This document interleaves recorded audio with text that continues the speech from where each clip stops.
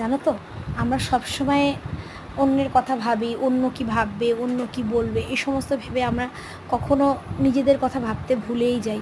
আমরা ভুলেই যাই যে আমাদেরও নিজেদেরও কিছু সত্তা আছে। তাই নিজের জন্য সবসময় ভাবা উচিত।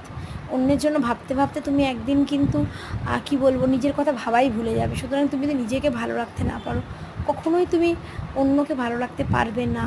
আর নিজের ভালো লাগার জন্য নিজেকেও সময় দাও, নিজের জন্য ভাবো, সেটা আমাদের মধ্যে খুব দরকার, জানো তো।